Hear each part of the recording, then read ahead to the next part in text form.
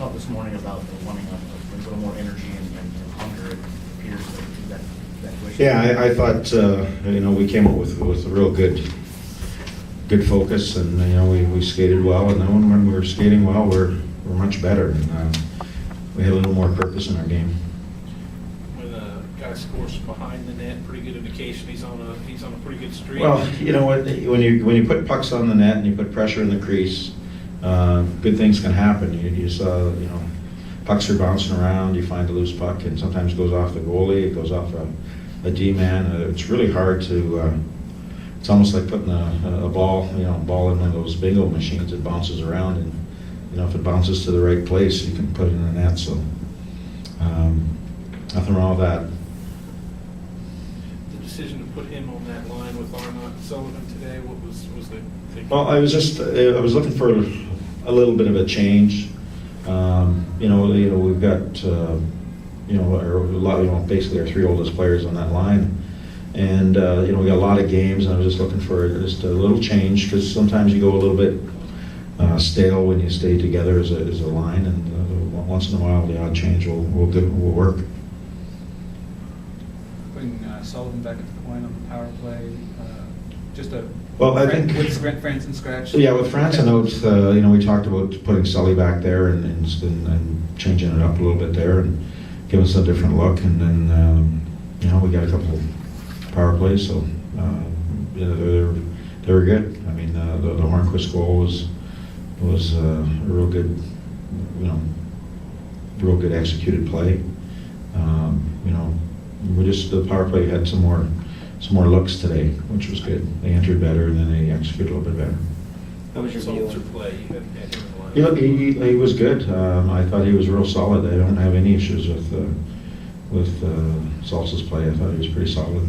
Where's your view on Smithson's hit on Burrows? Well, I have the luxury of looking at it on film. The two things that the referees said to me is that they obviously were cracking down on the hits to the head, which I totally am 100% behind. And they thought it was a little bit of a late hit. I have the luxury of the film. It wasn't a late hit. Burrows had the puck on his stick. You look at, and he tried to duck the hit, and you look at Smithson's arms, they're right by his side. It was a shoulder type of hit, and Burrows sort of spun off and was trying to avoid it, and he ducked it, and Smitty really, it was a real clean hit, and I have the luxury of the film. The referees don't. They're real good. They said, if I'm wrong, though, the referees came over and said, if we're wrong, we're going to look at it, and we apologize. But that's how we see it at that time and place, and they've got a tough job. So we just have to kill that off, and I thought we did a pretty good job for the most part, killing off the 5-on-3. Does the league review all game? Yeah, they'll look at it, and I'm sure we'll get if I'm wrong, there'll be something for Smitty probably, but I think I feel pretty confident that there won't be. You can ask them to rescind the game misconduct, can you not? Yeah, absolutely, and that's something that we'll look at probably doing if they'll review it, and I'm sure they'll get some feedback from it. So. And you like what you saw in the penalty kill, considering he's your top penalty killer? Yeah, it really put us a little bit of an 8-ball. It was a little bit of a scramble. A, he's a real good penalty killer. B, he's a right-handed draw in real crucial situations, and Arnie had to take that over today. And then he's on a little bit of he's such a good checker. So we missed that element when we lost him, and then we had a couple other guys either through skates or just little small injuries, and we're looking down the bench, so we had to reshuffle the deck a few times there. Hornquist seems to have gotten a message from the other night. Yeah, Patrick, sometimes, you get a little comfortable and your game falls off. Sometimes you need a little reminder that what makes you a real good asset to the hockey club, and he got the message, I'm sure, in his play. And he got a nice goal, nice pass from Arnie. It was a well-executed play. Overall, Pekka I thought was really outstanding. Big save on the 5-on-3. He was solid. They tried to put a lot of pucks in the crease. They tried to screen. They bumped them. They did all the usual Vancouver Canucks things that they do. And he was huge tonight.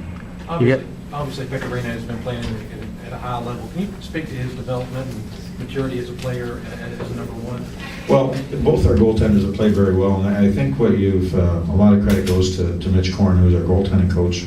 You know, he works with the players. I think they understand, and he allows them to develop at the right time. I mean, Pekka's a great example of